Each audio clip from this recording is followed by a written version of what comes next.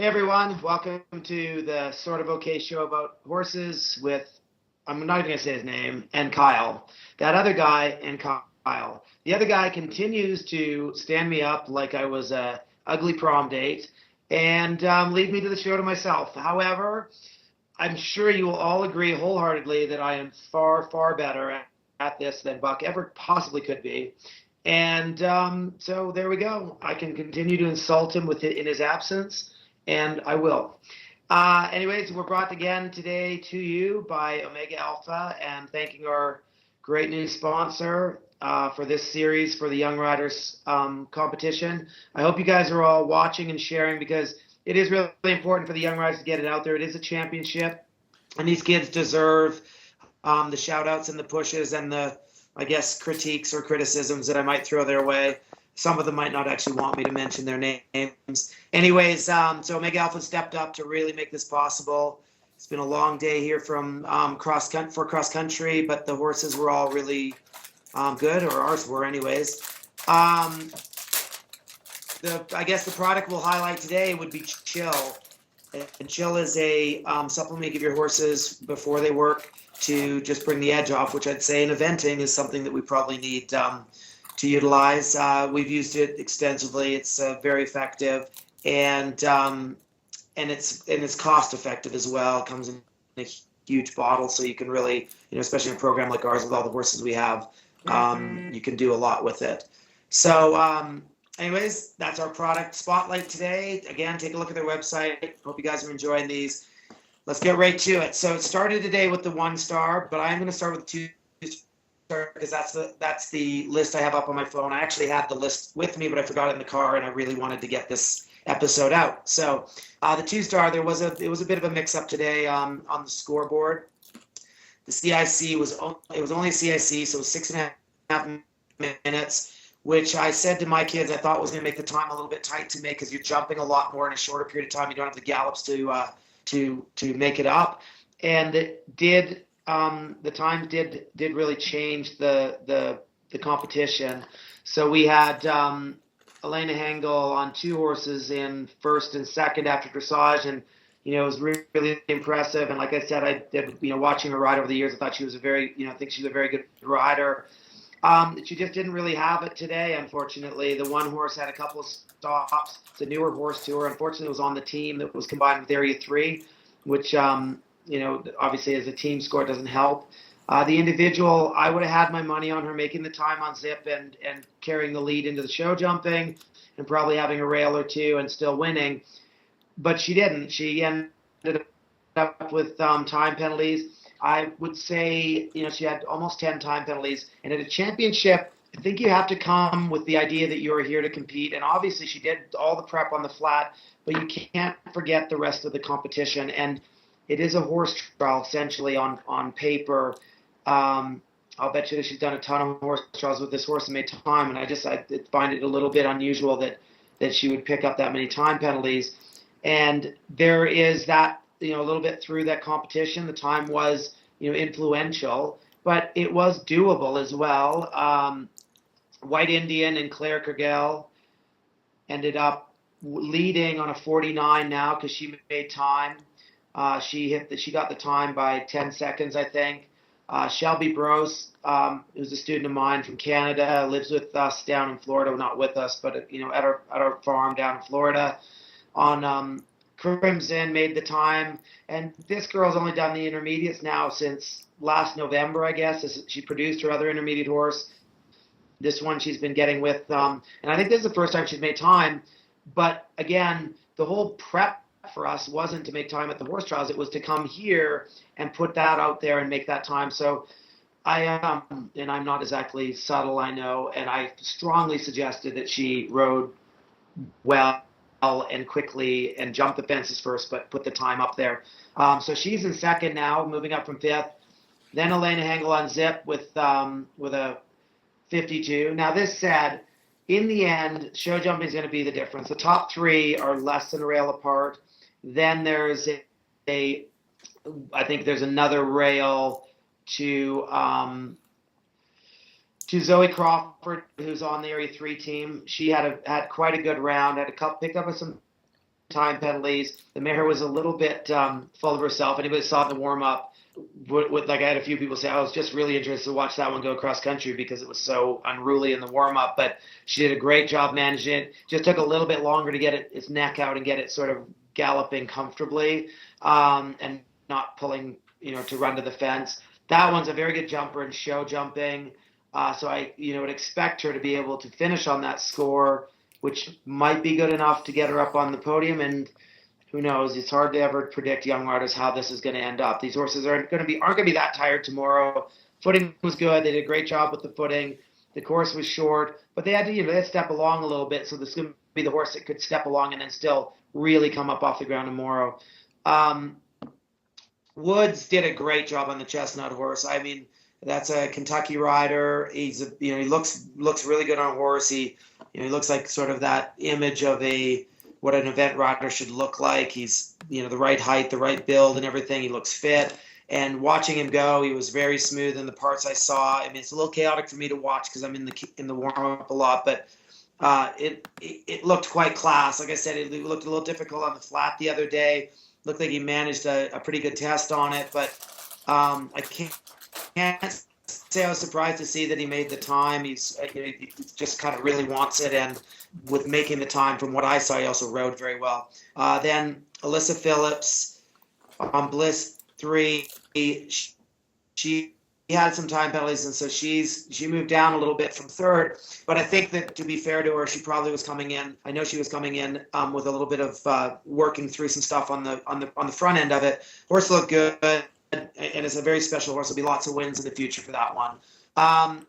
One that I have to give a shout out to, because I watched her jump and I was really impressed with the improvements in her riding and her sense of herself, basically, from what I saw, was Jamie Kellock, who's a Canadian girl on Don't Blink. Really looked mature in the warm-up, looked mature in what I saw on country. And sometimes you send them out there and you're like, oh my God, what's going on? And she just really looked like she knew what she was doing and handled herself really well. Had some time, which I find a little bit odd, again, because we're coming out here with the intent to win, and the deal is, and I'm not that fast, as Buck would tell you if he was here, but luckily he's not. On the championship day, you want to be going for it. And so I think she maybe missed an opportunity for herself, because unless something happened out there, I looking at her in the warm-up, I actually written her off as a definite double clear.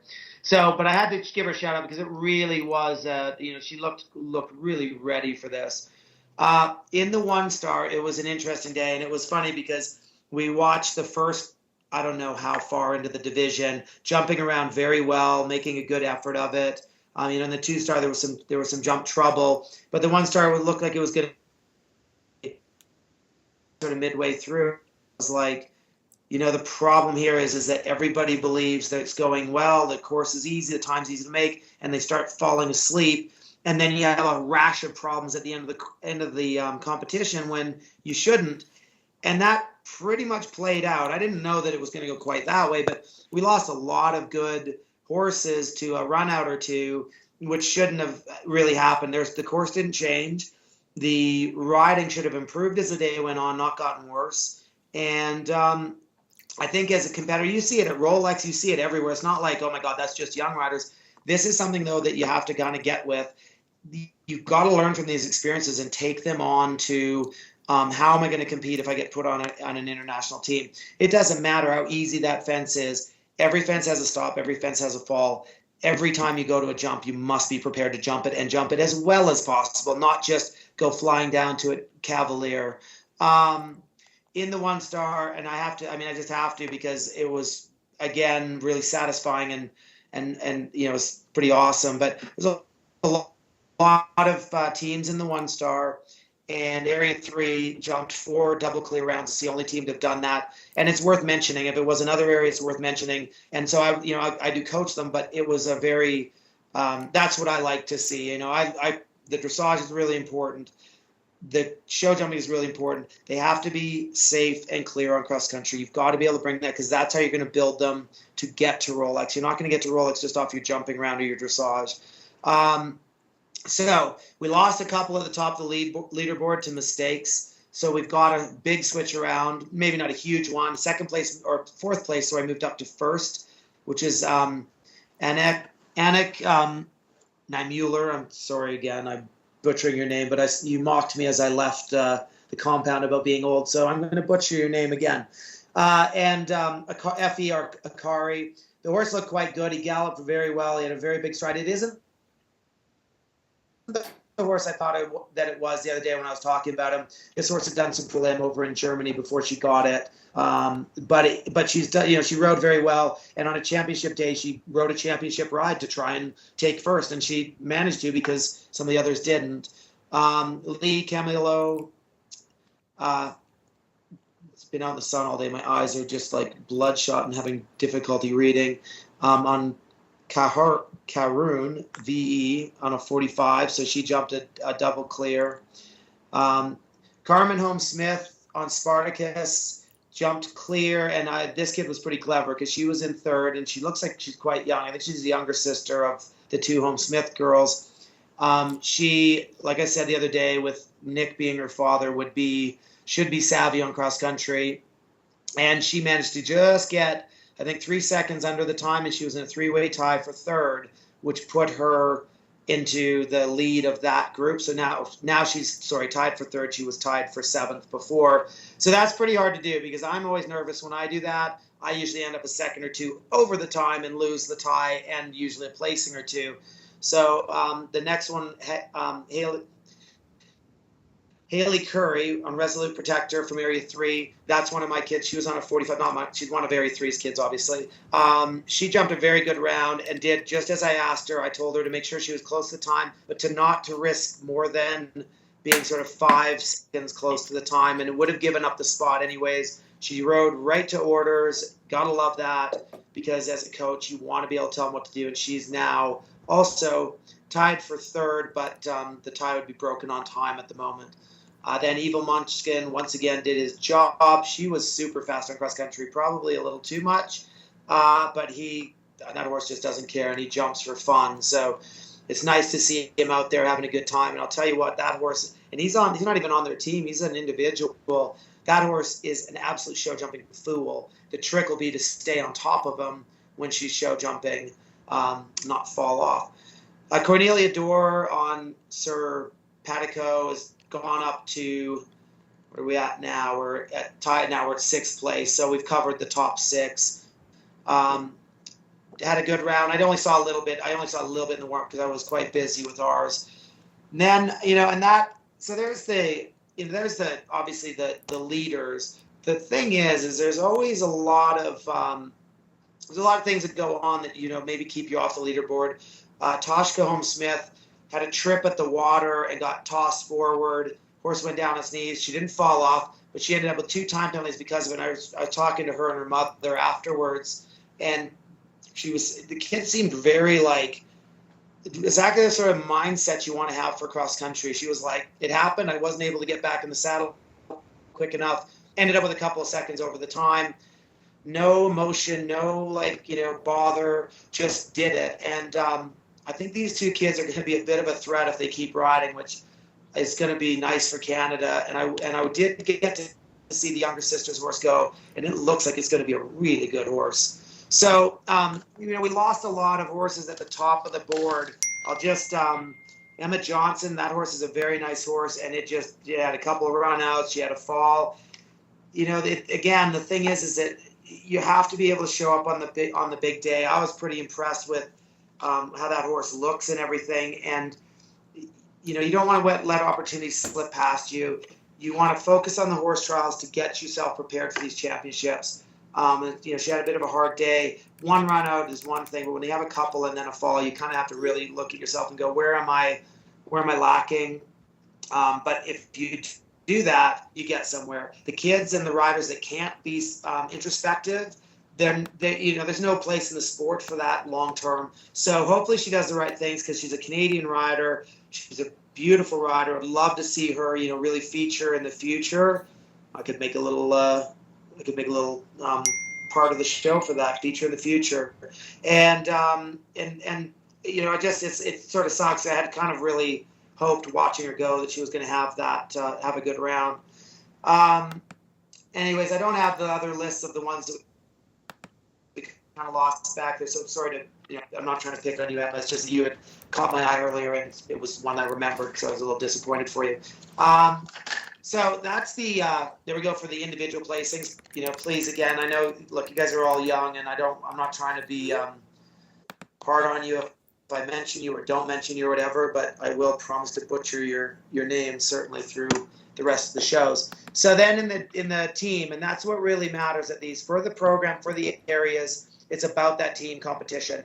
You should always be thinking the program is measured by the team and the individual medals are measured by the partnership. And so when an area puts together a team and sends it, how it's managed, all of those things come out in the results is how I always look at it, and I've always felt. Area 1 is sitting in first on a 146. I think I gave that one a shout out yesterday that they really seem to be on the right program and really seem to be coming back to a strength.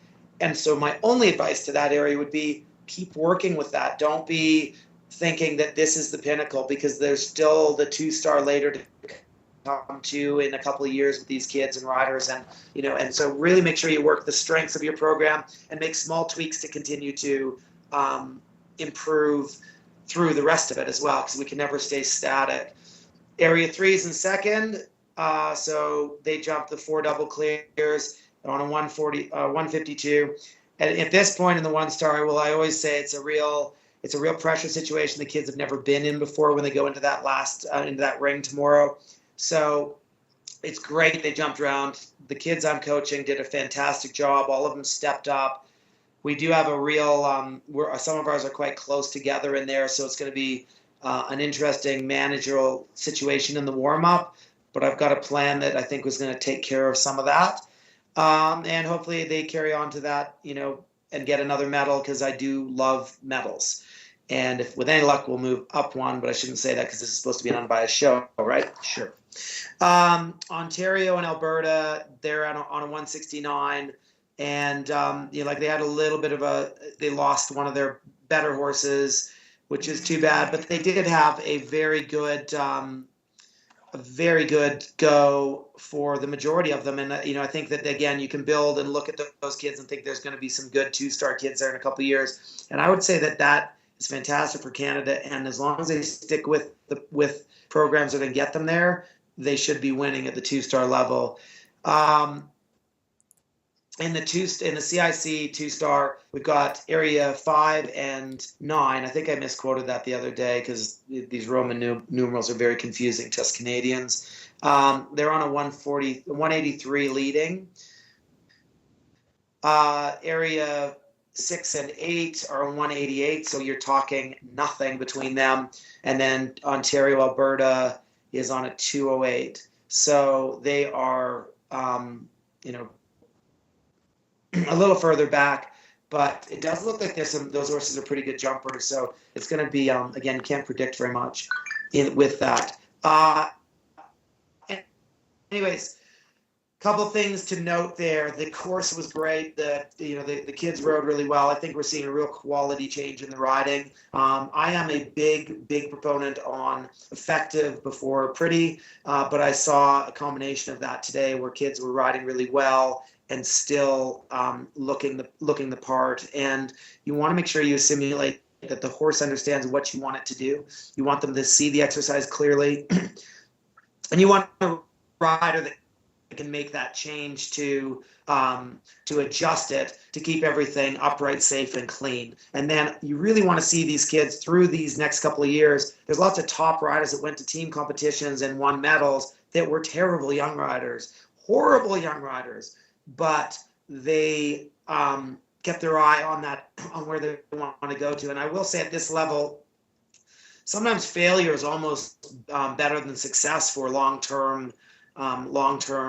success, because the failure you learn to manage, you learn to find the way to balance with your emotions and stuff. You just hope that the kids that had a little less good of day, that they come away from it with the thoughts of how do I get this better? Not, oh, my horse did this, or it's just not, everybody else is on better animals, that sort of thing. It's just about how did my performance stack up against what I expect of myself? And then trying to create a change in the expectations that match what the capabilities are, and then raising that expectation so that over time you improve.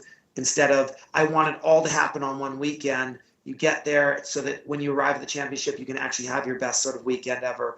So into show jumping tomorrow, it is a pressure cooker. And I mean, it's for me, it's obviously very nerve-wracking as a coach, but it is, horrible for those poor kids going in there because it's like they're going off to battle for the first time, but they will get better for it. And the thing is when they go into that ring, they just need to know whatever rails in front of them, whatever jumps in front of them, once it's behind them, you have to forget about it and get on the next one. That'd be the biggest piece of advice I can give kids at that point as a standard advice.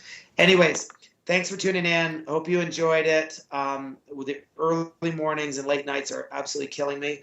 Tonight is not going to be a late night because we got done at 12:30. It's now 4 o'clock in the afternoon. Got to run back, check on stuff at the farm, and then